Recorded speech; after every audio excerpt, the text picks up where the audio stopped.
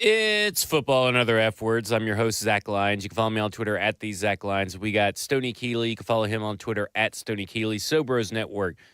The Nashville Dispatch, Nashville Movie Dispatch. Nashville Movie Dispatch. On Substack. And then, of course, stackinginbox.com, where our main segment today.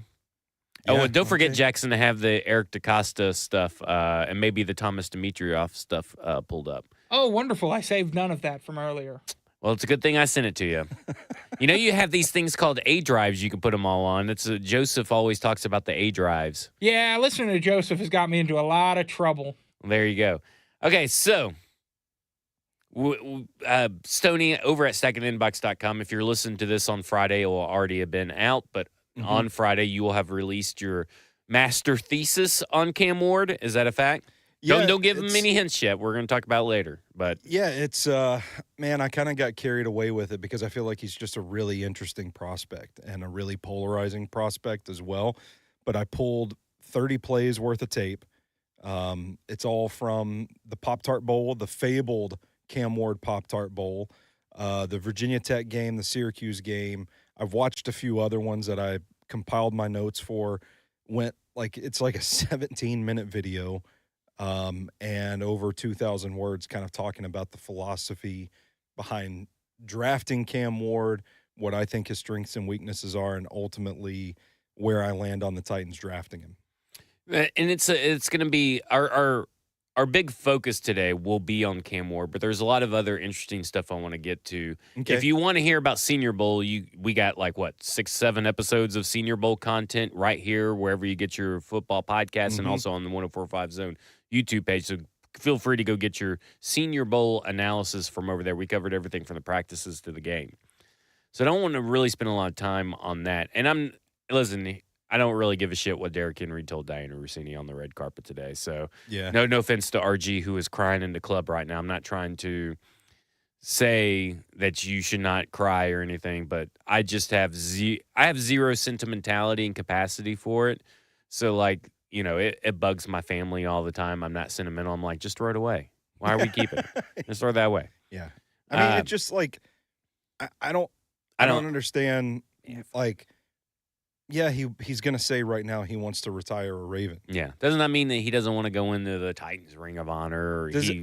I'm wondering, are people misconstruing this as I'm going in the Hall of Fame as a Raven one day?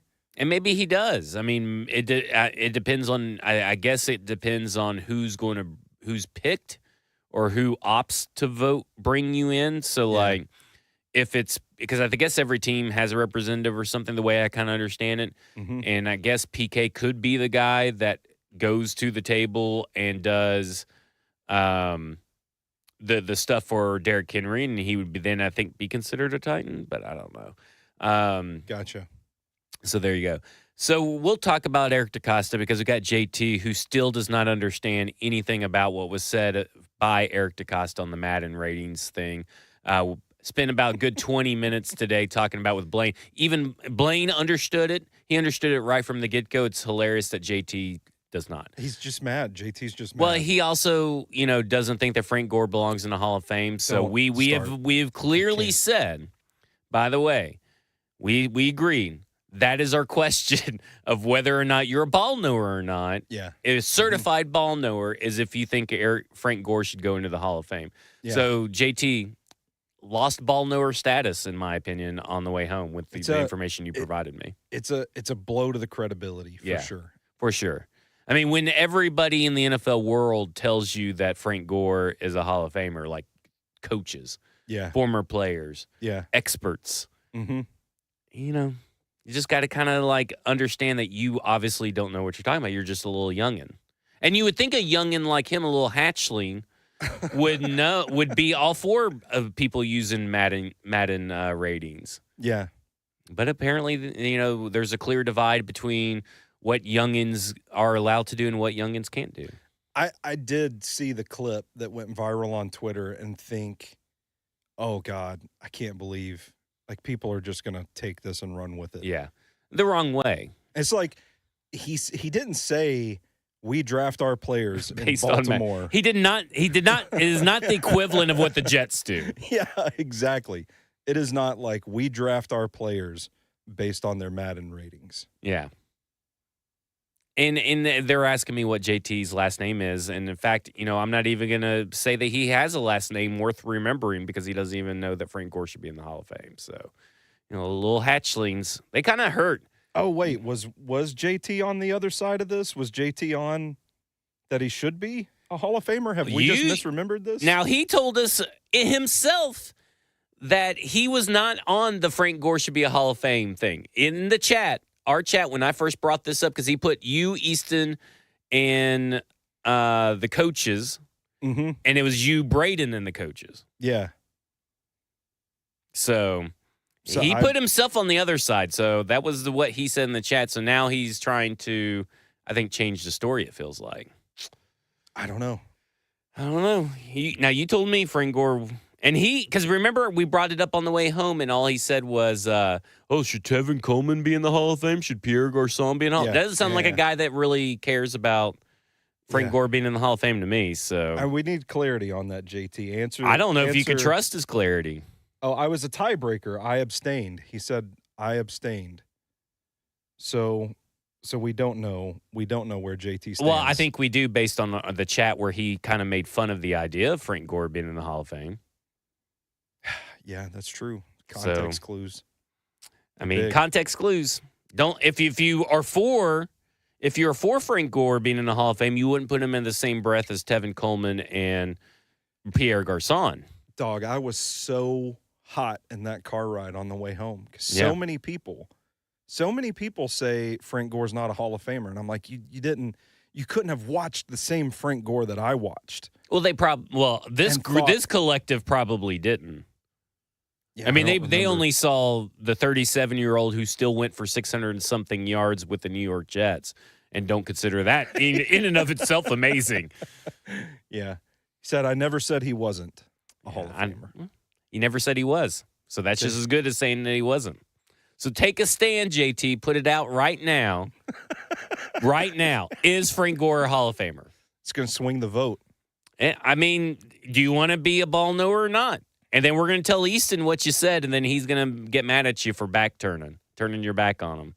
Easton definitely does not think Frank Gore is a Hall of Famer. But, I mean, JT was right there with him, standing on that little small hill, just the two of them in that chat. So yeah, maybe JT was just Bhavin Patel. We'll get to Cam Ward. This is my show. You don't dictate what we get to talk about. Yeah, this is important. If you don't think that we could spend 3 hours talking about Frank Gore, let me tell you, we spent 2.5 hours talking about Frank Gore, and we both agree. Yeah, he's a Hall of Famer. I think the only two running backs of his era that are better than him are Adrian Peterson and LaDainian Tomlinson. Correct. Oh, now he's trying to say they had a Frank Gore jersey growing up. I mean, this is just lies. I don't believe it. This is like Easton saying that he rides a bike.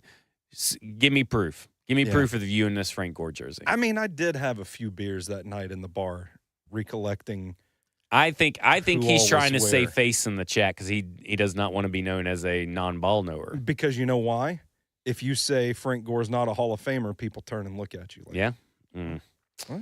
And we'll have to see this Frank Gore thing, jersey, supposedly. Okay, so, but more to the point, if you go and check Pro Football Reference, it's my poop in a sock. What's going? Big tool bag 54 on Twitch. So I don't know what's going on there, but I don't. If you go to the you got to be on my side. All right. So when you go to Pro Football Reference, they do something, and I just learned, we talked about this, but I just learned that it's actually important. So Mike Sando wrote about this particular stat that calls it's the Pro Football Hall of Fame monitor. So every player has a score. So we looked it up, and he was 11th, right? Of all running backs, he was number 11. And everybody ahead of him, except for Adrian Peterson, was already in the Hall of Fame. Yeah. Okay, so there's that. Apparently, the voters are aware of this metric, and this is era adjusted as well. So this is to really get you a view of who really has a Hall of Fame career. Frank Gore. Number 11. Right all there. time. Right there. Higher than Derrick Henry. Well, and some people, I think the conversation was like, oh, well, he's not getting in this year. Well, yeah, he's not eligible. He's not eligible this year. Yeah. So because he didn't technically retire until 2022, Yeah. I think. Been in the league since 2006, by the way. Yeah. So I don't think he's not eligible until next year. So next year is when we're going to have the debate, should he be a first ballot Hall of Famer? And I would say probably not, depending on who else is in the class, but probably not. Yeah. Because, I mean, there's only so many that go in every year that you kind of create a natural backlog. And unless you're like elite, like Adrian Peterson, I believe, is also eligible next year. I can't remember. No, he played for the Titans in what, 2022? That was 2023? 21, wasn't it? Was it? Because it was the year that Derek went down with the injury. Maybe. But he tagged along for someone after that. But, I mean, there may be a possibility that he's not first ballot, which is fine, but he's a Hall of Famer. Yeah. Into discussion. It should be when someone asks you, did you take a shit today? Your first instinct is to probably say yes. Yeah. This should be a first instinct answer. Is yes. the sky blue? Well, we talked about, you can't ask that question because there'll be someone, Frank Gore's a stat compiler, and then you got the light of the sun reflects off this surface, and this is good. Like, the sky's not always blue. Yeah, the sky's not always blue. I think Logan Grady replied that to you. So, like, what's funny is that Logan Grady responded to you in that way, after I already told you that someone was. Yeah, that to me is just like, we got to find up a different question, and not the sky is blue question. Okay, so we'll table that. Okay, so did you find the Eric DeCosta stuff, Jackson? Is Jackson even in Yes. there? Okay, go. We got the Eric DeCosta stuff. And did you get the Thomas Dimitroff stuff? I believe so. Okay. So here's where we're at. Where do you want to go first? I don't care. Do you want to go to analytics country, or do you want to go to Will Levis? Man, I don't know. Let's save. I like the country. Country sounds nice. Let's go there last. I like to save the best for last. Let's go Will Levis first. Okay, so Thomas Dimitroff posed a pretty distinct possibility about this quarterback class. So here's how we're going to do it. We're going to talk a little bit about Will Levis. We'll go to Cam Ward, then we're going to talk about analytics. So I do want to say this. Will Seiler on Twitter says, just got here. Way off topic, but David Walker. Draft David Walker. So Will Seiler, a David Walker guy. Yeah, I'm a David Walker guy, too. David Walker's pretty good, pretty exciting player. Held his own in Mobile last week, too. Dude, I don't see him wearing the Frank Gore jersey. So this is what we've come up with here. And here it is in the chat. Okay, so can we zoom in on this? Is this coming across clear, producer It's Jackson? fine. Okay, it's fine. Okay, so we got Michael Turner, Frank Gore.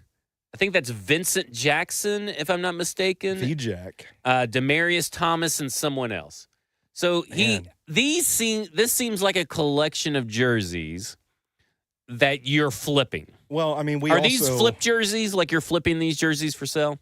How do we know that he didn't just go on Google and type in all those that is true jersey names and just pull that up? We don't know. Because this kind of looks like a hotel room. It does. We don't know what JT's house looks like. Right.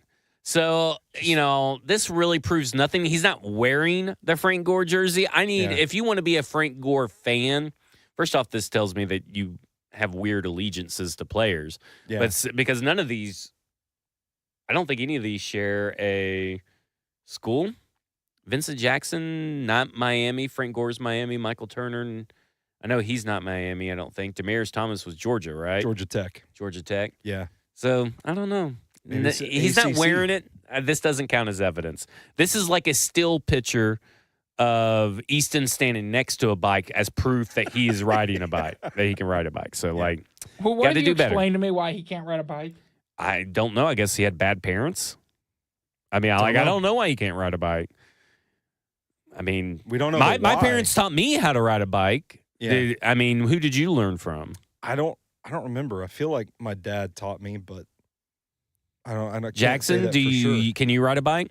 Yes, I can ride a bike. Who taught you? Are you there? I just asked you a question. Yeah, okay? I said I can ride a bike. I know. Who taught you? Oh, who taught me? Yeah. My parent. Oh, my grandfather. Okay, so I mean, maybe it's Grandpapa Freeze. Well, how do you? Maybe he just couldn't absorb the information. Well, I mean, that's true. Maybe he's a terrible student. Could be. He doesn't think Frank Gore should be in the Hall of Fame, so we can rule nothing out. Yeah. Maybe some bullies pushed him down. Could be. Could have got bullied coming out of Glee Club. I flipped a bike over on top of my own head once. I think I've done that. I flipped over the handlebars and into then flipped the ditch, but I held on to the bike because I was and afraid. It came over? And it just I slung it over and it just landed right on top of my head. Okay, so I don't know, Roger. We may need proof of this. He says that I learned how to do it without training wheels at 2.5. It's my biggest and most irrelevant flex. I don't think that's an irrelevant flex. That's a flex. That is a straight up flex. If that is true, that's a prodigy. Roger's a prodigy. He's a biking prodigy. Yeah. He is the complete opposite of Easton, who at 25 or 26 still does not know how to ride a bike. Yeah, you did it at 2.5 without training wheels, supposedly, allegedly. I don't know. Man, I can't even remember 2.5. Oh, no, I definitely can't. Okay, so let's get back to Willow. I wonder what my best accomplishment as a 2.5-year-old was. Probably like sleeping through the night. Yeah. Making it through a thunderstorm without, getting scared. My dad said my first word was Kroger because I leaned up in the back of a car seat and just yelled Kroger. We were behind a Kroger truck one day. I'll give you 3 guesses as to what supposedly my first word was.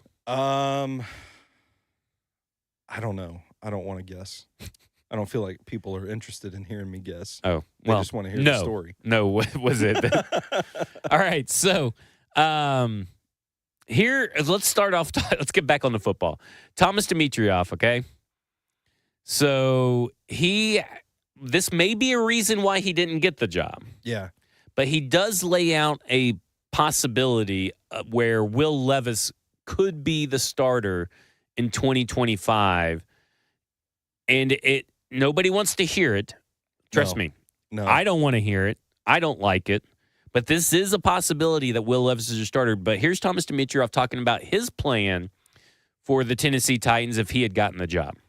Will be fun to watch how this plays out because if you're sitting at the number 1 pick overall, personally, I think you can move back. And my nickname was Trader Thomas. I was a move forward guy. I was never a back guy. Yeah. That's why I was excited about it because you could go to 8 to 12, 8, 9, 10, 11, 12, and get a really good offensive lineman and more each round. And you could do some really good booty building, basically, which I think could be cool. Okay, so then what do you do at quarterback? I know at that point you have to decide, and they know more. I mean, there are nuances to Will Levis. Do you continue to build that offensive line, build that run game, take the damn pressure off the guy, and let him have one more year to show? That must no, you guys don't want to hear that. But do you? Maybe the city might explode. Well, the city might explode. No, but I think this is a valid discussion. It is a valid discussion, but Will Levis, the fan base will lose it. Yeah. Let's do some booty building. That's some booty building. So, yeah. I mean, here's the thing, and this is why I try to get across. And I know that some people are like, turn the page on Mayo, Brinkerhead Snake. Listen, first off, he's still a relevant figure to this Tennessee Titans team. Yeah. Whether you guys believe in him or not, and trust me, I am the founder of #NeverLevis. From the draft. Mm-hmm. I have not liked Will Levis as a quarterback except for like a brief moment in time where obviously I had gone insane. And I do not want Will Levis back. But the way the NFL works, there is a good chance that Will Levis is your starting quarterback in 2025, at the very least, still on this team for whatever purposes. Because think about it. We'll get to some Super Bowl scuttlebutt on these quarterbacks, but what if Derek Carr isn't cut by the Saints? What if Matt Stafford works it out with the Rams? And what if Sam Darnold, stays with the Vikings? Or what if Sam Darnold does hit free agency? Why would he want to come to you guys? Like, there is a possibility where you're kind of left with Jacoby Brissett and Jimmy Garoppolo. And I like some Jimmy G. And I know that Blaine likes Drew Lock and all this stuff. And his big thing is the motivation to be one. Like, these guys are all going to be motivated, but so is Will Levis. I think Will Levis could beat most of those guys that are left. Like, because he's got a little edge by being in the system. And we saw fair enough. We saw what Malik Willis was able to do into year 3. Mm-hmm. So I got to at least, and Malik Willis was a terrible, way worse quarterback in year 1 and year 2 than Will Levis was. And he's going to be proactive and go work with Jordan Palmer. And fix him. We know that there seems to be a jump from that. So I do think that Will Levis could possibly beat out most of the guys left. Maybe Justin Fields, probably not, but like, are we really going to think that Zach Wilson or Trey Lance is going to come in here and beat out Will Levis? I think Mac Jones and Will Levis are essentially the same fucking quarterback. I mean, in different aspects, but they're the same level of quarterback because we saw Mac Jones not even barely muster up points against the Tennessee Titans defense. So, like, it seems like Pittsburgh's going to run it back with Justin Fields too, and that's true. So, like, that would be a very good thing if Sam Darnold were not to hit free agency. Pittsburgh Steelers have their quarterback situation. Yeah, settled. And from everything that we've heard, the rumor and innuendo is that Kirk Cousins is really going to want to reunite with Kevin Stefanski in Cleveland, so he might not be an option as well. We've talked about it before. I don't think we've talked about it on the show, but like there is a darkest timeline. Yeah. Where the quarterback carousel goes round and round, the quarterback musical chairs, and when the music stops, there's no one left to sit. I don't know if that analogy. There's not enough works chairs. There's not enough chairs for the Titans to sit on one of these quarterbacks. No, but I don't think that one's right either. But I don't know what musical chairs you're playing, but I don't either. I'm sitting here in my head trying to remember the last time I played musical chairs. Probably when I was 2.5 years old. Maybe you were a musical chairs champion. You're a musical chairs prodigy. What if that was my flex? I was Maybe like, I could play musical chairs at 2.5 years old.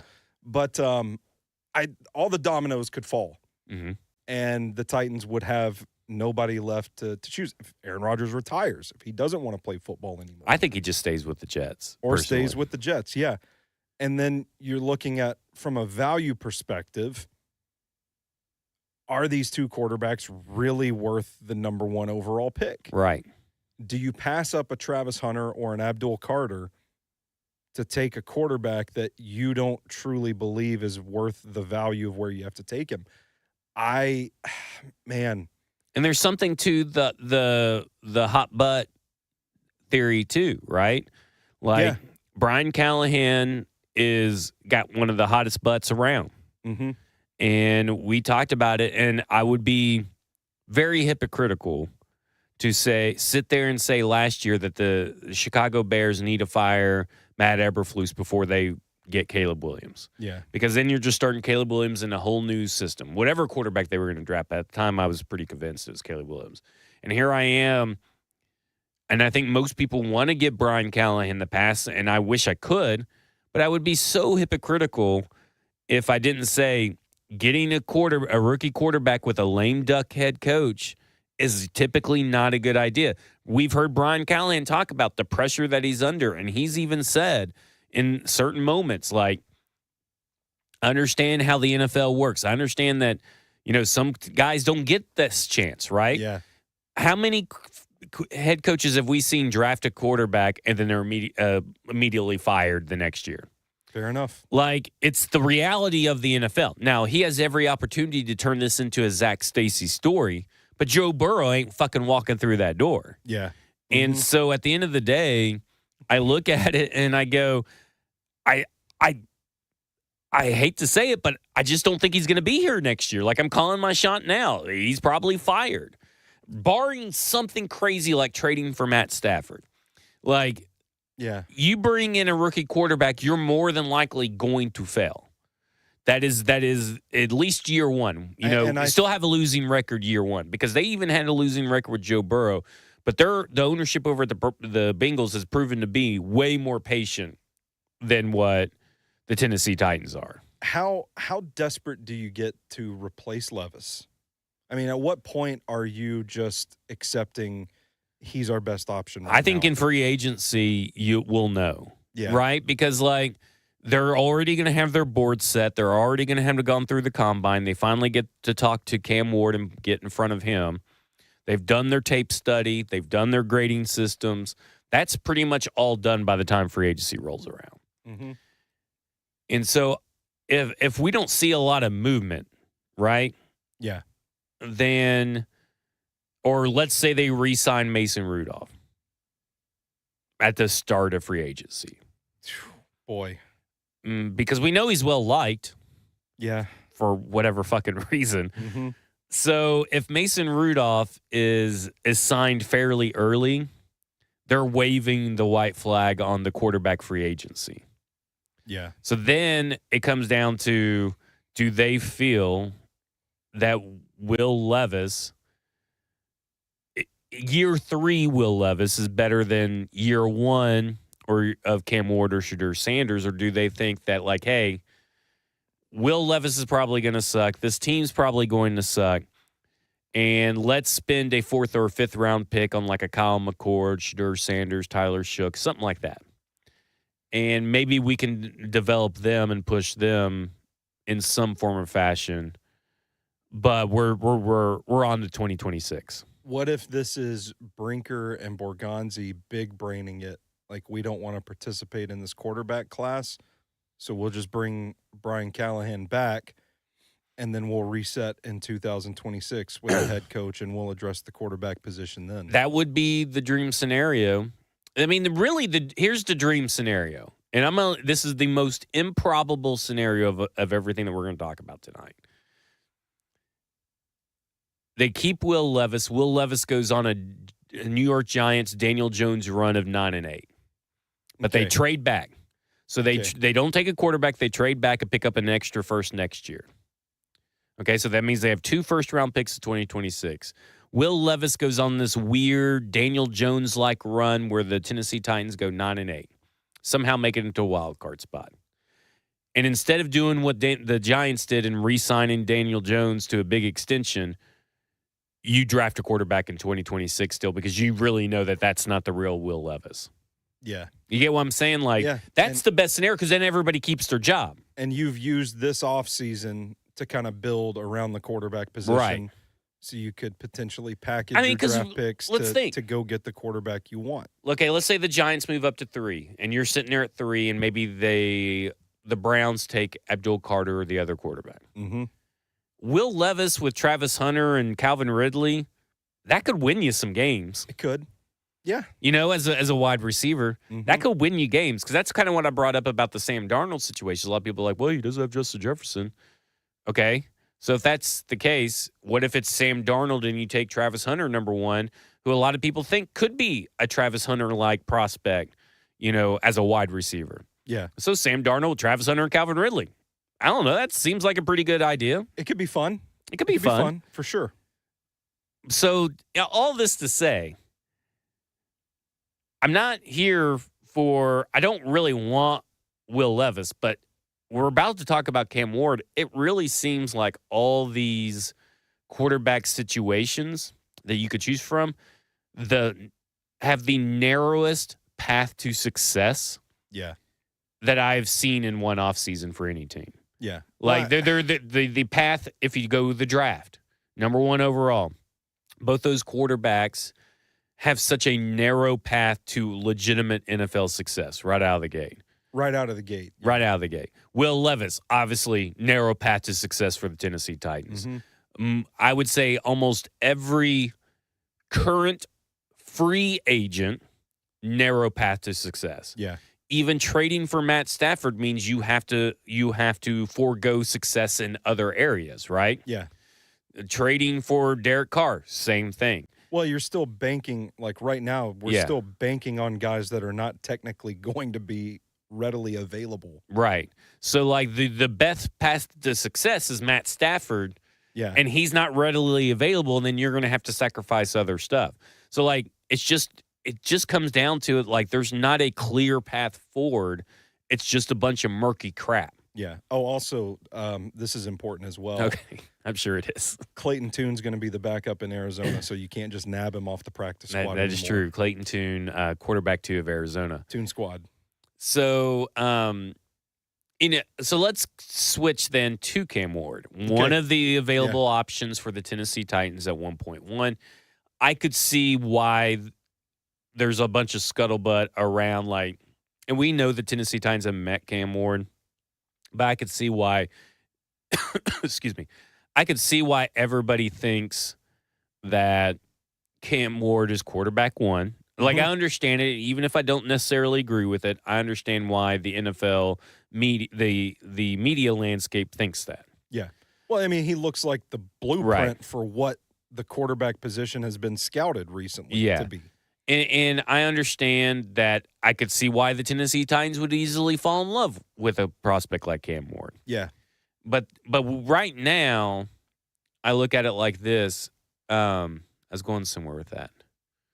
But either way, there's a lot to love about Cam Ward, and there's a lot to not like about Cam Ward. Yeah, he's scary. And I look at it and I go, I think everybody's going to talk themselves into this situation where Cam Ward has such a good chance to hit his ceiling, and they're going to it's just like what we saw with Will Levis, right? When he was coming into the draft. Yeah. And even when after he got drafted, fans deluded themselves into ignoring the tape, ignoring the signs, and we're going to get to a lot of those signs of what you're talking about, and think that it's an automatic. Like, I remember trying to argue with people that were like, Will Levis's ceiling, his ceiling's Josh Allen. Oh boy. And I get the ceiling floor the premise. The premise of ceiling and floor is to put the ceiling so fucking high, but it's not realistic. Yeah. Like, to me, Will Levis's ceiling was more like a Ryan Tannehill. That's what I said. And it was there's nothing on his tape. And I get it, because people are going to say, well, there's nothing on Lamar Jackson's tape or Patrick Mahomes' tape to say that they were going to reach the ceilings that they reached. That's right. I disagree, though. Well, I mean, like, I don't think we ever thought they would be this good. There are things on tape. So let me finish this thought real quick. There are things on tape, but there was nothing to suggest on Will Levis's tape that he would ever be Josh Allen. Yeah, fair enough. And that's the difference. Like, you see flashes from even Cam Ward, and you see flashes from Lamar Jackson and Patrick Mahomes and all those guys on their tape. Yeah. With Will Levis, there's none. Yeah. Like, you guys were just throwing a white boy's name out there that is just that is tall and big arm. Yeah. And then you guys think that that's a realistic ceiling, and I don't think it's a realistic ceiling. We also assume that every coach in the NFL can mold traits into production. And I'm not. And listen, we've already had the episode where I said that Cam Ward's as a prospect is, to me, head and shoulders miles above Will Levis. Yeah. And I don't like all the Will Levis's comps that I've heard, because I have heard the negatives to his game are comps to Will Levis. I will say this: there are elements to his game that remind you of Will Levis. Yeah. But I do not think, and nobody here is saying that Cam Ward is Will Levis, and we have never said that. So you guys have to understand, because I've seen a couple of people saying, like, putting, Ward and Levis, in this. We're not saying that. What we're using is it's like when Brian Callahan said that Joe Burrow's arm strength is the same kind of deal with Shadur Sanders. Yeah. He's not saying Shadur Sanders is Joe Burrow. He's saying that in these particular situations, here's someone that also had questions about their play style that is able to overcome it. So with Cam Ward, tell everybody and remind everybody how many games you've watched and what to expect at stackintheinbox.com. Yeah, so I've watched 5 games of his tape so far: Florida, Duke, Virginia Tech, Syracuse, and the infamous fabled Pop-Tart Bowl against Iowa State. I still want to go back and watch the Georgia Tech game, because I know it was pretty rough tape. And I want to watch the Cal game as well, because they should have lost that game, but they didn't. It is. Listen, I'm transparent. I'm authentic about my feelings on Cam Ward. Before all of this hype started building for him, which I think is due to a couple of different reasons. It's lying season. It benefits the Titans if other teams think that they are going to take Cam Ward, that they really love these quarterbacks. They're trying to drive up interest in the pick. I think people the reason that Pop-Tart Bowl drives me so nuts is because this was at the time the season was coming to an end. We were starting to look at the draft. Cam Ward and Shedeur Sanders were really separating themselves as the top two guys in this class. Hope my nuts aren't showing. And what'd you say? I said, hope my nuts aren't showing. Oh, you didn't want those in the shot? Little free show here on a Thursday night. But the discourse around the two quarterbacks, it just started really ramping up as the season ended, and then Cam Ward goes out there and puts on near perfect quarterback tape against Iowa State. Real quick, would you say this is already the most annoying quarterback discourse we've had in a while? I'm already annoyed by everything about what everybody says on Twitter. I hate everything. If you tag me into a Cam Ward or Shedeur Sanders tweet, I'm probably going to ignore it because I don't care what the fucking offensive line coach says for Miami about Cam Ward. Don't care what Quandre Diggs says. I don't care that Shedeur Sanders really cleaned up after everybody, even though I retweeted that and greeted everybody. Yeah, but I think I'm already sick of the quarterback discourse, and that's not good. The Will Levis Hendon Hooker discourse was pretty annoying, but yeah, I do think this is we're already kind of getting to a point where I'm like, all right, guys, this is a little much. Because I don't think anybody's right. Yeah. So I think everybody goes to these extremes. Like Thomas Dimitrov, said all that stuff about the overall quarterbacks. He would maybe pass on these quarterbacks, and then that's taken to, well, he said these quarterbacks suck. Yeah, that's not what he fucking said. No, and come on, people. Ward's staunchest supporters watched that Iowa State game at a time when we were trying to figure out if either of these guys, starting the discussion of, are these guys worthy of top 5 picks kind of deals. This is clearly going to be the cream of the quarterback crop. And I agree with what Ryan just said too. And I haven't seen. I'll tell you, man. We're having this discussion. Ward's staunchest supporters watch that Pop-Tart Bowl, and they're just like, see? That's the guy. That's top overall talent. Well, he's a human highlight reel, and you see that benefits the Cam Ward discussion, and because people love highlights, they don't like talking bad about prospects or pointing out the negatives for some of these guys. Yeah, and I think Ryan Ward says it best. He goes, "I agree, Zach. Of course, A+ to you for that. But I also hate that some scouts say these quarterbacks suck, so then everyone else in the media just says the same when they have no idea. Yeah. And I fully agree. Now, that does not mean I think these quarterbacks are great, but I also think, and this is a point I was trying to get to that I've kind of lost, is that I had a discussion this morning. Remember in 2022 when everybody thought 3 to 5 quarterbacks were going to go in the first round? All the media talked about it, right? Yeah. Yeah. Remember Mel Kiper famously said 6 quarterbacks go in the first round. Mm-hmm. And one went at number 18 to Kenny Pickett. Yeah. I think it was number 18. But one went. Mm-hmm.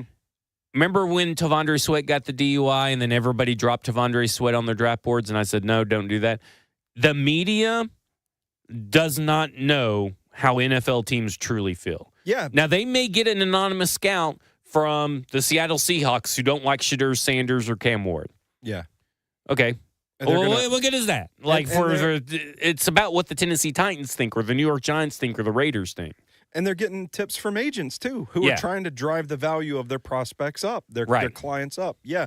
So if you rewind from that moment, late in this season, the Pop-Tart Bowl, if you just rewind, even probably just a month, we're talking November, the draft community, and I'm talking about the analysts, the draft nuts that are grinding tape year-round, the people that you're going to read on Substack in the middle of June talking about the upcoming draft class. The people that have been doing this for a long time were saying, hey, these are probably the 2 best quarterbacks. At the time, you're putting Drew Aller in the mix as well because we don't know. And people were putting Garrett Nussmeier, Jalen Milroe, these other guys. You're having these conversations where it's hey, all of these guys have their warts. None of these guys look like they're ready to just walk into the doors of a franchise and turn that thing around week 1 starting the 2025 season.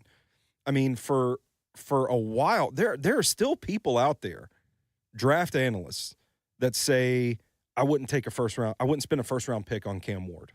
Well, yeah, Trevor Sikkema said it on I think he said it on 3HL, if I'm not mistaken. Yeah, I've seen his tweets around everywhere, and I think it was 3HL. Yeah, and Corey Kinnon's another one that wrote the weighted on-target throw percentage profile of Ward and said, this is way too erratic to consider this like the top overall pick in the draft. Like, and he does every game, by the way. Like Corey Kinnon, he doesn't watch like 4 or 5 games and makes his decision. He keeps up with that weighted on target percentage by game. Yeah, and so stuff like that is not changed because Cam Ward had a stellar performance, a near perfect. I told you after I watched it, like, I hate that I loved it so much because I know what it's going to do to the narrative. And you're talking about the Pop-Tart Bowl. But I watched the Pop-Tart Bowl against Iowa State, and I told you it's some of the best quarterback How tape was I've the ever Hula watched. Bowl, though, compared to the Pop-Tart? God, the fucking Hula Bowl. The fucking Hula Bowl. But I say, like, I say all that to say a lot of what we're talking about now, we're ignoring red flags for both prospects, and we're inflating them to be something because we're quarterback desperate. I don't think, and I think the NFL draft is quarterback desperate, right? I don't think it's fair to either of these prospects because I think both are far more. JD got it, are far more likely to succeed if they can follow the Jordan Love path. No one cares about the draft if you don't have at least 2 quarterbacks to talk about. Oh, hey, you know what? Because I think JD's right. The NFL drives draft ratings through quarterbacks at the top of the draft. Yeah. Think about it. Because what's the most polarizing topic right now are these quarterbacks are good enough? Yeah. But at least you're talking about the NFL draft. If they didn't even have these 2 quarterbacks. Oh, brother, I don't know what we'd be doing. Right. I mean, think about the Kenny Pickett year. Like, we all got in way over our skis on some of those draft guys. We ignored the red flags on Malik Willis, Sam Howell, Matt Corral, all those guys. Yeah. And I really hated Kenny Pickett, but I was willing to look at these other guys and put them up in the first round, and I was wrong. But I'm learning from my mistake. Exactly. Yeah, like we've moved on from that, and that's what I'm trying to keep from happening here with these 2 quarterbacks because I like them both.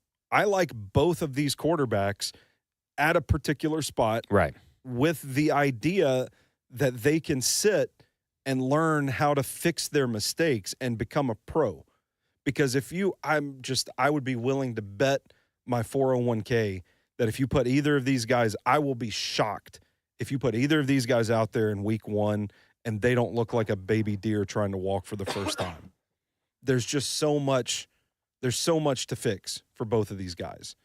And so that's why, like, I look back at it and I'm like, this doesn't, for where the Titans are at, I know they need a quarterback, but I can't justify passing up on an Abdul Carter or a Travis Hunter.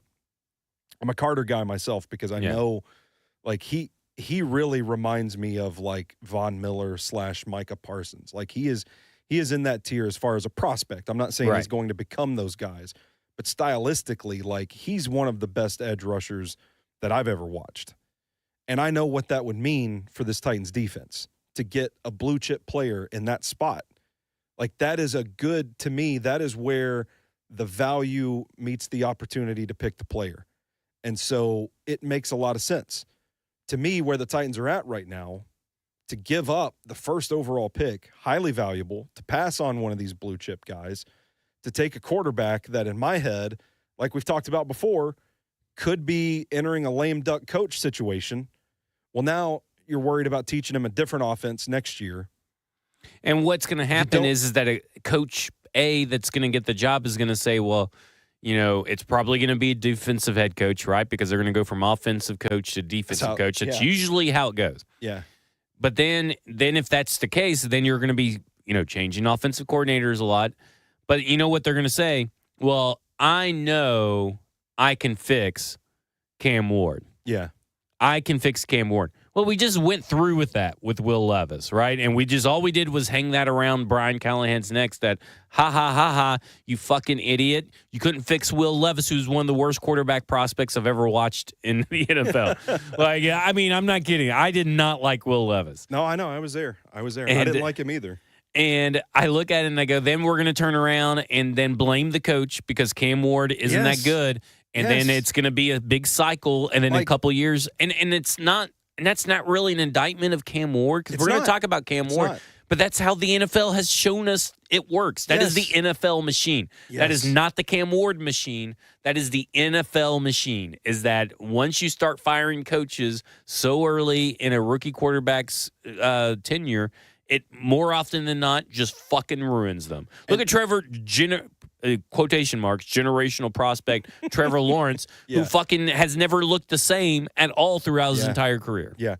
That is ultimately what I'm getting at, is that I just don't feel like, unless the way I wrote it in the article was, if this Titans regime knows that this coaching staff has years to work with Cam Ward, and you fall in love with him, and you have that conviction, and you are confident you can iron these things out, you absolutely pull the trigger on it. But I don't know, from what we know about where the organization is at right now, it kind of feels like they're kind of in an infancy period with this new front office overhaul, new general manager, tweaking some things. And it just kind of feels to me like you're not really putting yourself in the best position to succeed if you take one of these quarterbacks. And I would include Shedeur in the conversation as well, which I'll be doing his scouting report next week. So let's stick with Cam Ward. Yeah. Okay, so let's we've been kind of negative a little bit. So let's kind of get back into positivity, power positivity. Yeah, because I like Cam Ward. Okay, so you do like Cam Ward. Yeah, I do.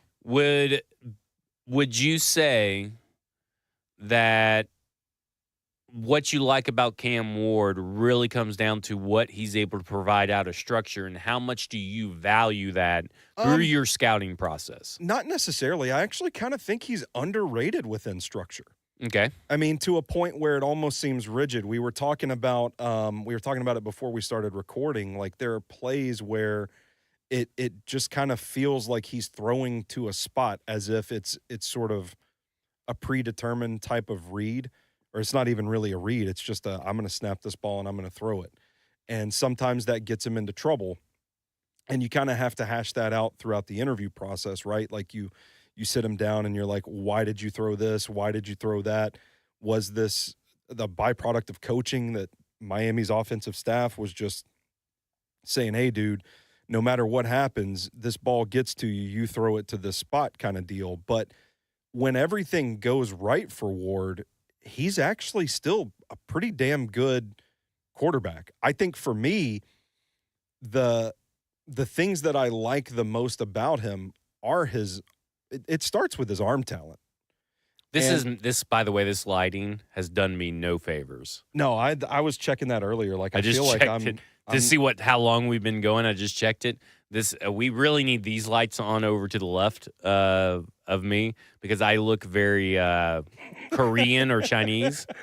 Like, I am looking like Asian. I just look like I'm in a back corner somewhere. Oh, here comes Jackson. We got Jackson. Jackson there we go. How about that? USA. I haven't seen not that. Turn that one back up. There we go. There we go. Do I look better? Who was it? Did somebody call you Kim Jong-un? Yeah, when I first got the job. Yeah. When I first got the job, they called me Kim Jong-un. Who's this Kim Jong-un guy? Yeah.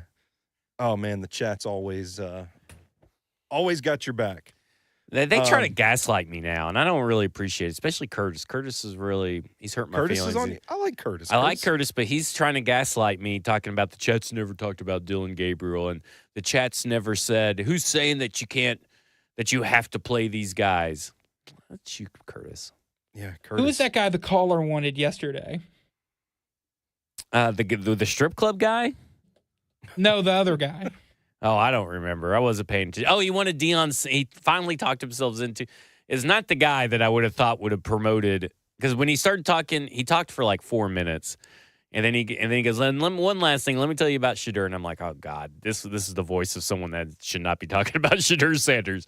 Like, I was really worried about what he was going to say. And then he's like, he really loves Shedeur Sanders, and you know what? Yeah. We should fire Brian Callahan and bring in Deion. Yeah, and I'm like, I heard that call. I'm like, well, there is no way I would have. I would have bet my house and lost my house saying that guy would have been anti-Shedeur and Deion, because he wanted Vrabel back. Yeah, and then it shifted to like the only way you're going to get it right is to go Shador and hire Deion Sanders. It was a complete I'm like, 180. whoa, It was a wild trip. That's Yeah. why I like letting, because Jackson, he comes from mainly Buck show, and Buck hates his callers, and so they only get 60 seconds to talk, And then they play the music. and then they play the music. And he's like, we got some video game music. We could play like the Pac-Man, wah, wah, wah, wah, wah, or whatever. Yeah. And I'm like, no, I like that they talk. You know why? Yeah. Because they eventually talk themselves into something, and we just go down this crazy stream. Yeah. And then you just end up hanging up, and it's like, And then I'm sitting there like during Tristan on Wednesday. He mentioned something about Shador Sanders at a strip club. So what am I Googling? Shador Sanders at a strip club. And I totally missed the rest of his conversation. yeah.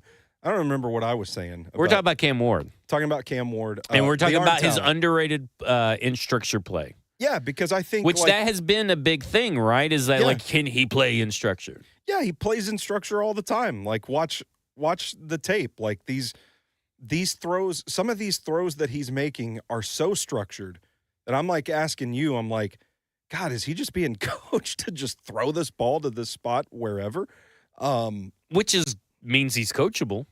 It would, yeah. So That means Brian Callahan would like that. that's why I think it's such a fascinating conversation with him, because when I think you actually put on the tape and you watch him and you don't just listen to people parroting their takes about him, he's a guy that opens up conversations like this on every play. And there's other times where it's like, well, why did he throw the ball to that spot? And you look at, he's telling the receiver you should have cut in instead of cutting out. It's like, okay, so that's actually, it looks like a wild miss on the surface. But then when you watch the little nuance and how he carries himself, it's like, he was expecting the wide receiver inside, and now he's coaching this receiver up on the playbook. You It see sounds what I'm like saying? a big plus. Like it is a big plus. The arm talent is great. I mean, he's got a hose. There are times that you just like, you watch him and you're just, no, don't throw this. And that's where I think the comps to Will Levis are born out of. The way I would phrase it is, with Ward, you're probably worried about the same issue as you are with Will Levis. It's not that Cam Ward can't grasp the offense or, it doesn't Because have maybe good he just feel. needs coaching, right? Like, Yeah. Will Levis did not take to coaching very well. It's not that he has feel, like we've talked about Will Levis kind of feeling like he's a half second behind everybody else on the field. Right. But there is a question about the turnovers and the recklessness and the decision making, because he does have those disaster plays on tape where you're just like, dear God, man, protect the football. So is it Hold more, on do you to think it. that's more like Jay Cutler, or do you think that's more like Will Levis? Because Jay Cutler, Well, that's he was, I would say, aimed recklessness. yeah. And so, Brett Favre is the same way to me. Like, yeah, Brett Favre had reckless intent. yeah, Levis does not. Like, he's just straight up reckless without a plan. yeah. Like, at least they have planned recklessness, if that makes any sense. Like, So that's another part of the conversation that I think is interesting, because you kind of have to suss that out in the interviews. You kind of have to, show him some Right. of these throws. If you sit down and study the film, like, why did you throw? Why did you do this? Why did you do that?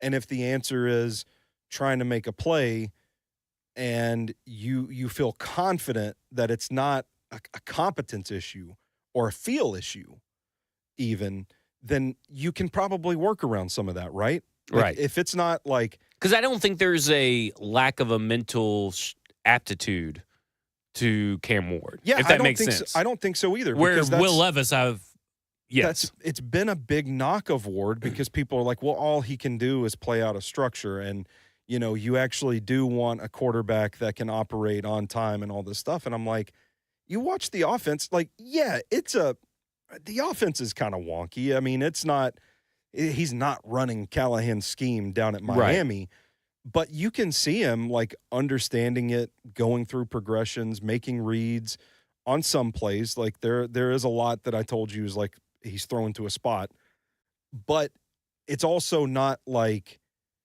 it's not like Ole Miss's offense, or it's not like Liberty's offense or something like that, where it's a one read throw or go kind of situation. Like he does have to play quarterback in the Miami offense, and I think he does do a better job at it than he's given credit for.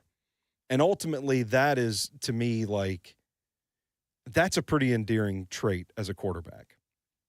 He loves those outbreaking routes down the field, the stuff that, like, the deep crossing stuff. It's gotten him in trouble on a couple of plays. He threw an interception on one in the Pop-Tart Bowl.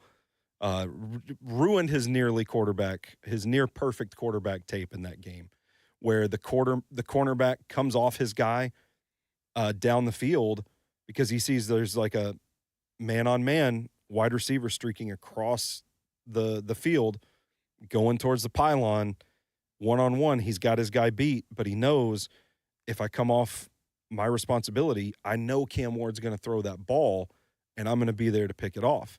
And that's what happened in the Iowa State game. You rewind to the Virginia Tech tape, the almost exact same interception happens. And it's the same exact thing, where it's like, you know, he loves that route. You know he's going to throw that ball. You can come off your responsibility and make a play. And they do. They intercept that. I need to clip them both and put them on Twitter to show this. But where it gets interesting to talk about it from Cam Ward is that you go back to the meeting rooms and you ask the question, are you choosing to throw this? Do you have the free reign where you're just putting it out on tape that you love this particular throw and this particular route? Or is this a coaching thing where you're being told, hey, throw this no matter what? But I don't know if any of that just made sense at all. But I say it to say, I think he shows a tendency of being able to operate an offense within structure better than he's given credit for. You just have to kind of flesh out with him what he's doing by choice because he thinks it's the right decision to make, and what he's doing because that's the progression in the reads. And that's the offense dictating it. And that's his coaches telling him, this is what you got to do. To me, I look at it and I'm like, okay, because I've been pretty big Shedeur Sanders. Yeah, I like Shedeur. All year. Yeah. And the more I watch Cam Ward and the more I look at the differences in certain categories of stats as well. Because, like, time to throw, right? That's a big thing about Shedeur Sanders. Well, Shedeur Sanders has a really long time to throw because he always holds on to the ball. Okay, so he's 3 seconds time to throw, which is the second slowest in the this current draft class. Well, the third slowest is Cam Ward at 2.93. So there's not that big of a difference, right? Yeah. And, you know, then you go into how many throws were in the middle of the field, right? That has proven to be percentage of throws to the middle of the field. So your 10 to 19-yard range, intermediate, in the center field. How many of your throws actually go there? And he has Cam Ward is at 15.4, which is one of the higher ends of this draft class. Shedeur Sanders at 9.8. So I'm like, well, that's a mark for Cam Ward right there. He's not afraid to go over the middle of the field. He has the ability to go over there. He's not afraid to make any throw. Yeah. Air yards per attempt is pretty high, 8.7. Yeah. You know, pressure to sack for this year was much lower than the pressure to sack for Shedeur Sanders. And we know that pressure to sack translates to the NFL. And then I look at him like, okay, well, he has a higher EPA per pass, higher deep throw rate, bigger big-time throw percentage. Then you get to turnover-worthy play, and obviously Shedeur Sanders wins out there. Mm-hmm. But you kind of look at it, and you're just like, man, that dude he's good. Yeah. And you start watching the film, and you know, I've watched the Virginia Tech game. I've watched the Georgia Tech game, the Duke game, and the Pop-Tart Bowl. Mm-hmm. And I watched the Pop-Tart Bowl live. I had no desire to go back and watch for purposes of like the All 22. I didn't really have any desire to go watch the All 22 of that because like we know what it was. But I look at it and I go, okay, so the data loves him. Mm-hmm. and the stuff that corresponds to the NFL success, loves him. It's not great. It's not like Jaden Daniels or some of these other guys that have come through recently, but it's good. Yeah. And the film is good. Well, so I mean, good. I mean, I'm not great. Okay. You know what I'm saying? Like, it's a B+ film. Yeah. Okay. Would you say that's probably appropriate? B+? Because, I mean, you describe all these great things just now, and then you kind of then want to come back to poo-poo on it, sort of. I just think it's inconsistent. I think he's what is really inconsistent about it? It's the ball placement is where we get to the Okay, turnover. so then we get to the throws. accuracy issues, which, again, they're bad. They're not great. But part of it, and why I think it is a complex conversation, part of it is also, like what I said earlier, is like you got to like figure out, is it a him thing or is it a coaching thing? I still think there's part of that with the accuracy and the ball placement. He has a lot of overthrows, for example, on tape where he's throwing way too far deep. He misses guys, puts the ball out of reach. And on the surface, it's like, okay, that's not an on-target throw. It looks pretty bad on the tape, but if you're going for that throw, and this is where I think you can kind of talk yourself into Ward and maybe work yourself into a bit of a trap. If you're going to throw that ball, don't you want to miss beyond where anybody else can get it? Don't you want to put it where only your receiver can get it and not anybody else?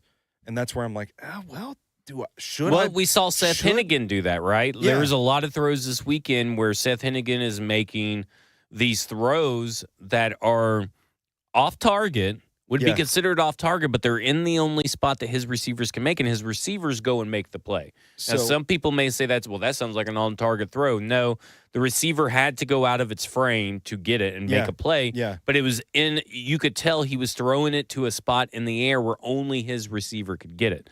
Not so far away that his receiver couldn't get it. Yeah. So I see that and I say, well, should we be so hard on Ward for the on-target percentage or the off-target throw percentage for stuff like that? I don't know.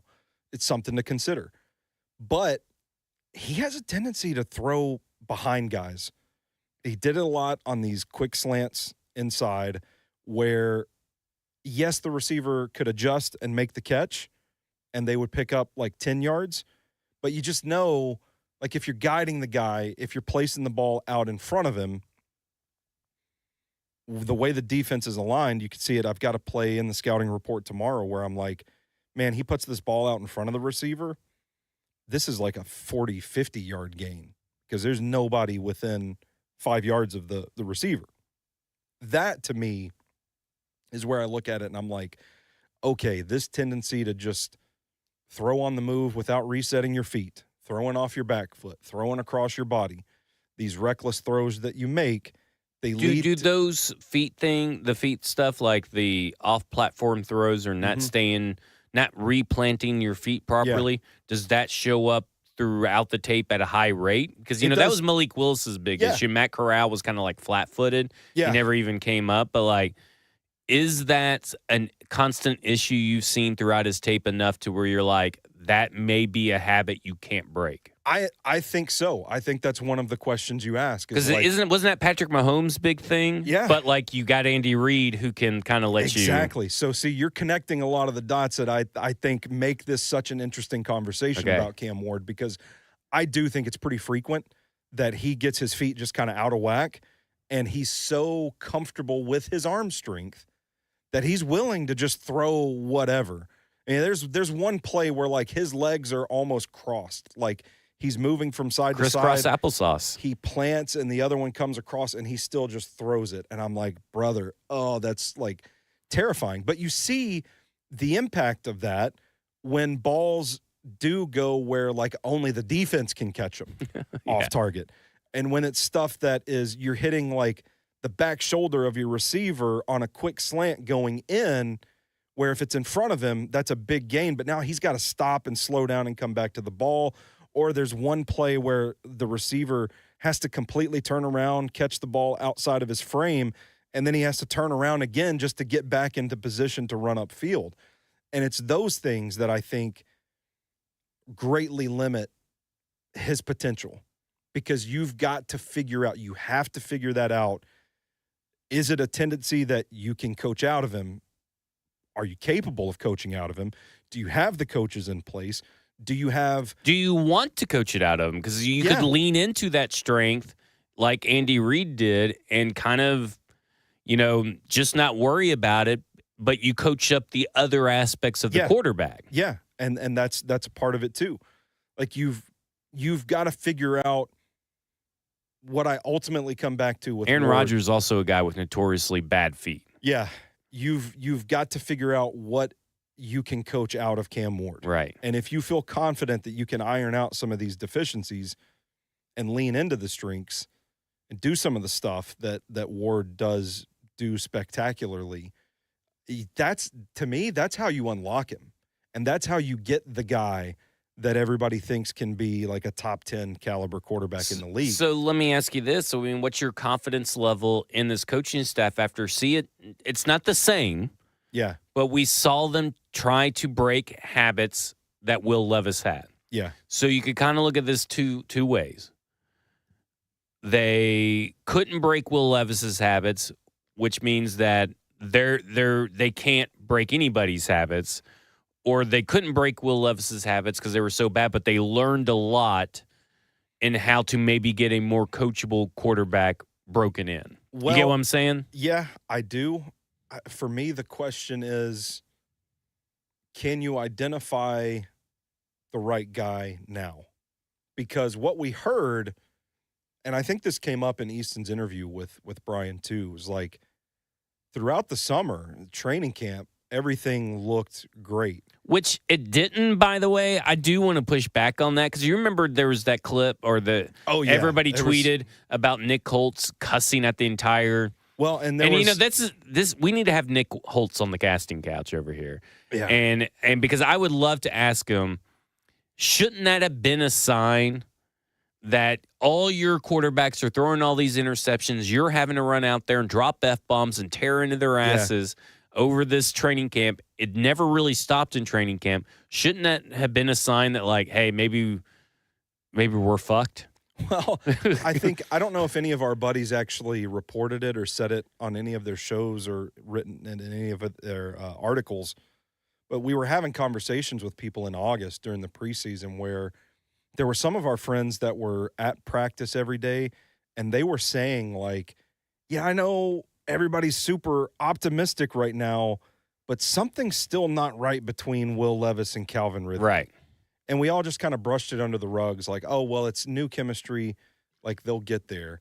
But once the rubber met the road, it sounded to me, I don't want to speak for the Titans coaches or anything, but it sounded to me like they were a little bit surprised that when shit started going sideways, Levis kind of reverted to his default settings. And that's at least what it looks like on the tape, too. Like, right. You can watch the tape and you're like, but if you listen to what everybody that was out practice said, you kind of could see that you shouldn't be surprised. Exactly. Yeah. So, and we don't know how the coaches really felt either, by the way. I mean, they could have had a moment. And maybe he's just lying to Easton. They could have had a moment there, like, we're so surprised. Before the end of the season, like, oh, man, we're fucked. Yeah. We're fucked here. But you hope that maybe throughout the process they've learned what they want in football character-wise from their quarterback, what they think they can work with. Because I think that's ultimately the question with Cam Ward when you're talking about can they do it with him if they couldn't do it with Levis. It's like, well, maybe Ward's football character, coachability, his quarterbacking acumen. Which I do think what you're about to say is true. Yeah, is just at a different level. Mm-hmm. If you can identify that, then yes, I do still have confidence in Brian Callahan and Nick Holtz and Bo Hardigree, who's still pretty good football coach, to get a quarterback like this up to speed. How much of this offense do you think would have to change with Cam? I don't know. I asked y'all the other day, and I'm like, man, Cam Ward is making some of the timing-based throws that you would expect out of this Brian Callahan offense. He's making some of those throws. So, like, in my head, the gears start turning.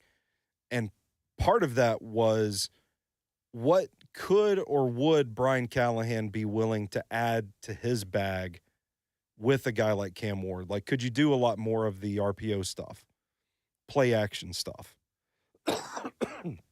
Excuse me. Would you be willing to do that? Because if you could add that to what he's already doing and working on, and you got a pretty complex offense that's going to be hard to defend if you get Ward to a point where he's executing it to the full extent of the vision.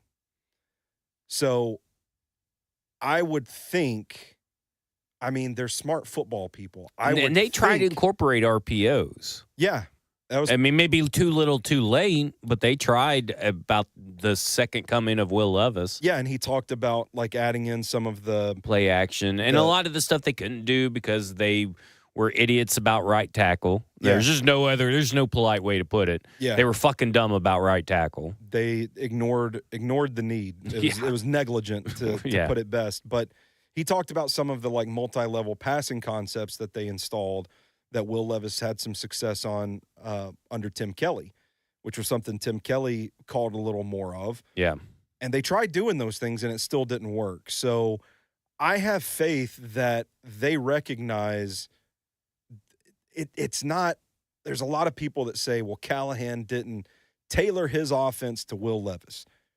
I tend to think that Callahan and Holtz and company did the best that they could. I think there were subtle changes that still didn't work because the protection couldn't hold up and that sort of thing. So I do think that they would be willing to change. I don't know how much, but I would assume that they would be willing to change their offense to add some things to it that would be Ward or Sanders' strengths. Tennessee Titans draft Cam Ward 1.1 over at the 9. Oh, brother. What did they need to already have in place in free agency? Plus, what do they need to have in place by the end of the draft, in your mind, to make Cam Ward's transition year one as easy as possible, feasible? You got to have right tackle shored up. You've got to, because I think just even that might have elevated the quarterback play some. I think you've got an upgrade over Will Levis. So theoretically, so you do think Cam Ward is an upgrade over Will Levis? Yeah, I'm out on Levis. Yeah, I mean, I'm with you. I don't blame you. You don't have to apologize to me. I don't think, man. I think it's going to have to be one of these, like, 5-year reclamation projects if he's going to have any success. Like, I just don't see him going anywhere and turning things around quickly. But I do think that, yeah, Cam Ward would probably be an upgrade over Will Levis. My concern, why I'm struggling with it visibly, is because I feel like that first, like, quarter of the season is going to be really rough if he's the guy that you trot out there it's going to be, and I think it's going to be either of these rookie quarterbacks for what it's worth. I think we both think that is the case. So it then comes to the point of how quick can they make that progress? And we have seen this Tennessee Titans team under Brian Callahan not make progress very quickly. Yeah. But can that be different with maybe Cam Ward, whose football IQ they come to discover is way better than Will Levis? Yeah, remember, they've never interviewed Will Levis, right? Yeah. When they took over this gig, none of them have interviewed Will Levis. So, like, they sold a bill of goods. You know what I'm saying? Mm-hmm. Like, the Cam Ward, they're going to have that opportunity with Shadur Sanders, Cam Ward, and all these quarterbacks to really dive deep into who they are and how they recall information and all that kind of stuff. Yeah. Oh, man, I don't know. If they draft Cam Ward, though, I will be – it's going to make me anxious just because I don't know what 2026 is going to look like. Because I don't know that he's going to come in and win enough games right away to be like, yes, Brian Callahan's the coach. This is our guy moving forward. And then if there's turnover, how does that impact Cam Ward? Unless, because I've been saying this whole time, I'm like, man, look at what Todd Monken has done with Lamar Jackson in Baltimore. Like, he would be the perfect architect. If I'm Tom Brady, I'm hiring Todd Monken and I'm drafting Cam Ward. Instead, he went Pete Carroll and Chip Kelly. Chip Kelly, yeah, which I mean, still not bad. It's not bad. Like that could work. I see it, but like that's, I feel like that's a guy that could tailor an offense towards strength. So maybe it's like maybe that's who the Titans hire in 2026. Maybe they hire Joe Brady. Yeah, maybe they hire Joe Brady. I don't know, but I just don't think it's going to be the instant impact that so many Titans fans want. I would agree with that. And that's what makes me a little nervous about it. Jackson, where are we at on time? Guys, I've been going for an hour, 15 minutes. All right. So we're not going to be able to get to the analytics stuff that I want to do, but go to hour 2 of Cover 2, wherever you get your podcasts or even on YouTube, second segment, was where me and Blaine talk about the analytics, about Eric DeCosta and the analytics. So make sure you guys tune in for that because I don't want to go too much longer on this.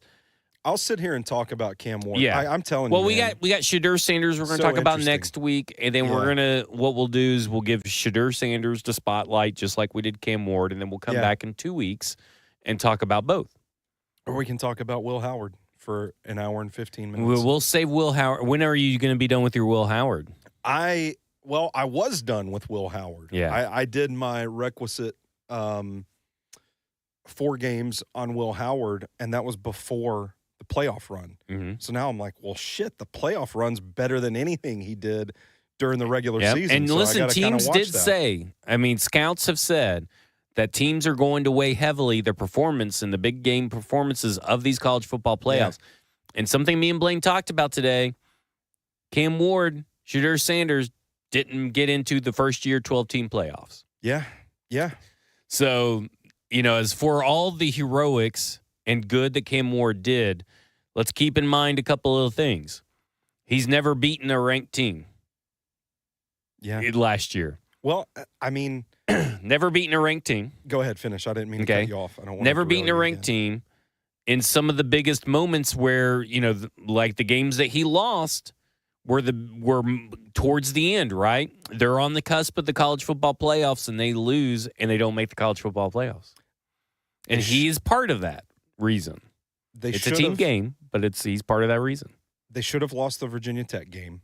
I mean, literally, that's not like somebody made a play. Like the ref made the wrong call in the end zone. Should have been a Virginia Tech touchdown. Hokie should have won that game. Mm-hmm. Should have lost the Cal game as well. Mm-hmm. Pretty close to 4 losses. That's important, but they ended up winning. So that's kind of a notch. But these aren't big-time games. These aren't big-time opponents. And same can be said about Shadur Sanders, right? Yeah. Well, if he'd stopped going to strip clubs before that's true. The bowl game, the big bowl, the Alamo Bowl. The big Alamo Bowl. I mean, again, it's a team sport, but teams do look at, if you go and listen to Brian Callahan, individual performances in big moments, in big games, they look at. Yeah. That is an important aspect of the process is how do you respond in these big moments? Do you put your team behind and then come back for a win? Do you just straight up whip the other team and it's because of your arm? Like that, those are things that these teams are looking for. And there's a lot of times that he's the reason they won. There's also the times that he's the reason they needed a fourth quarter comeback or a game-winning drive at the very end. And he's also the reason that they lost. Not, I would say, a reason. A reason and all those things. I would never say that he's the reason because football is the ultimate team sport. Yeah, sure. But we also just got a good glimpse of Elijah Arroyo, right? Yeah. We got a good glimpse of Xavier Restrepo. Those guys aren't slouches. That's another thing. Like if the Titans draft him, get Arroyo and Restrepo later in the draft as well. And people are getting mad at me saying like big time opponents isn't a good measurement. This is a bad argument. Blame, I guess, write your senator or write your head coach. Your head coach is the one who said it. Yeah. I'm not pulling this out of thin air. Mm-hmm. This is what scouts have said about how they're going to weigh the college football playoffs, right? That's why Drew Aller said his intent was to stay another year, but he never cemented that until after the draft. Yeah. Because if he was going to go through and win and show up, his draft stock, he'd be probably quarterback 1 in this draft class right now. Yeah. People will find that crazy. Yeah. But if he would have done the Will Howard trip, he would probably be quarterback 1 right now because people are high on him. Absolutely. So to me, I'm just telling you what the NFL says. If you want to put your head in the sand like an ostrich and not learn anything and not grow as a fan, that's fine. But this is not my opinion. This is the opinion of the NFL. Yeah. Straight from the NFL. My final take on Cam Ward. Okay. And again, the scouting report's going to be up tomorrow. 17-minute video. It's over 2,000 words. Like, I just nerd out about this Cam Ward discussion because I find him so interesting. Final take on this show is what I told you and Jackson before we started recording. I just think the Kansas City Chiefs should trade up and draft him. Could you imagine what kind of chaos that would send throughout the draft world if Kansas City traded up to sit Cam Ward behind Patrick Mahomes because Patrick Mahomes wins his third Super Bowl? That's what I'm talking about. Like, I don't have any information, but I would not be surprised. Patrick Mahomes got other things going on. You know, players today value their health quite a bit. I would not be surprised if he walks away from the game a little earlier than people expect. And you get a few years to groom Cam Ward to be his successor. They had similar questions coming out of college. Like, look, just there you go. You got the next 10 years on lock. There you go. Listen, the tape is king. So they're obviously all these teams are going to look at the tape on Cam Ward. They're going to look at the tape. And again, I would not trust. I'm not saying the analysis of media is wrong because we're part of media, but don't fall into this habit of because they say that this quarterback class isn't as good or this quarterback class is this and that. The NFL will feel totally different.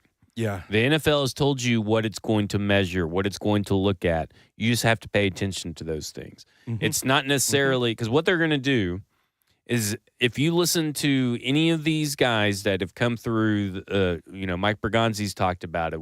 Bill Parcells wrote about it. We've got the book from Ron Wolf and all this stuff. Even Eric DaCosta. The scouts are going to come in the cold. They are going to present their case for the players that they have watched. And though everything that they have looked at on tape and on film in person is measured. And there is a scouting grade. The media does not do it like that. Yeah. Because it's their grade, right? Very few media people use the Ron Wolf system. Very few media people use the Bill Parcells system or this or that kind of system.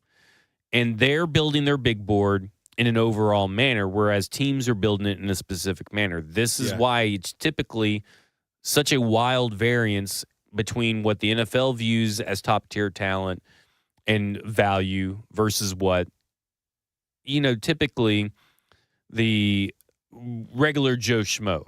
Now, the consensus draft board that Arif Hassan puts out, now we're kind of venturing into more nerd territory, Arif Hassan puts out, typically is a good indicator of taking appropriate big boards, putting those together, using a formula, and he does something kind of crazy in his value formula and everything, and then puts it up. And typically, the good teams match up with that consensus draft board. Yeah. So there is one right there. But I look at it this way is, to me, don't get so bogged down and form your opinions based on someone else regurgitating someone else who regurgitated from someone else, and they're just playing one big phone. That's the main one big game of phone. Yeah. And I think we provided some level-headed analysis of Cam Ward. We weren't too over one way or the other. No. So let me ask you this final question on Cam Ward. Where would you put him compared to last year's draft class? He would be quarterback 7 or 8. Okay. Where would you have ranked him in the C.J. Stroud draft class? I would have had him QB3. Or, I'm sorry, QB4. Okay, so that would have been behind C.J. Stroud, Young, and Richardson. So you would still have him behind Richardson, you think? Well, at the time, because of your evaluation of what you thought Richardson could be. Mm-hmm. Kenny Pickett draft class. QB1. Easy. Pretty easy. Yeah. What about the Trevor Lawrence draft class? With Trevor Lawrence, Justin Fields, Mac Jones, Trey Lance? I would have had him behind. And Zach Wilson. I would have had him. My debate would have been QB3 between him and Mac Jones. I had Lawrence 1, Fields 2. Okay. And then I had Mac Jones, and then I had Zach Wilson, and then Trey Lance. Yeah. Lance Zierlein has Josh Simmons as a third-round guy? Is that true? Holy man, Maybe that teams is way. Don't like the injury. The injury is going to impact it with Josh Simmons. I guess. Holy. By the way, I do want to remind people, because we try to fight this fight for the people consuming our shows. 2 years ago, we tried and we were mocked for saying Will Levis is not a first-round draft pick. And that is a classic example of exactly what you're highlighting on this show as we close things out, is that the NFL thought of Will Levis differently than the people that were telling you he was going to be the first overall pick. We heard it from reliable sources back then.